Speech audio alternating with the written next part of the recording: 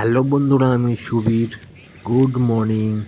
সকলকে জানাই শুভ সকাল, সুপ্রভাত। খেজুরিতে এসে কাজে খেজুরি থেকে 7 কিলোমিটার দূরে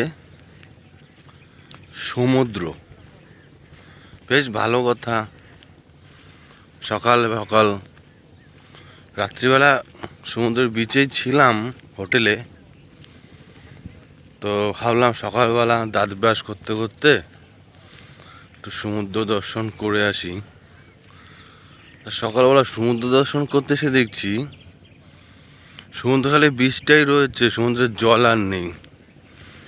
জল যে কোথায় পালিয়ে গেছে, জল আর খুঁজে পাওয়া যাচ্ছে না। সকাল এখন বাজে 6:30। এই যে সমুদ্রের বীজটা সুন্দর লাগছে, চারিদিকে খালি বালি আর বালি, কুয়াশায় ভরা, অথচ জলের কোনো খোঁজ নেই। মনটা আমার ভেঙে গেল। একটু পরে চলে যাব হোটেলে, ফ্রেশ হয়ে কাজের উদ্দেশ্যে বেরিয়ে যাব।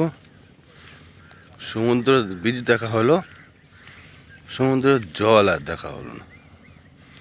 বহু দূর দূর অবধি শুধু বালি আর বালি, কোথাও জলের কোনো কুল কিনারা নেই। খুব ভালো সমুদ্র দেখার একটা নতুন উপভোগ করলাম। চলো।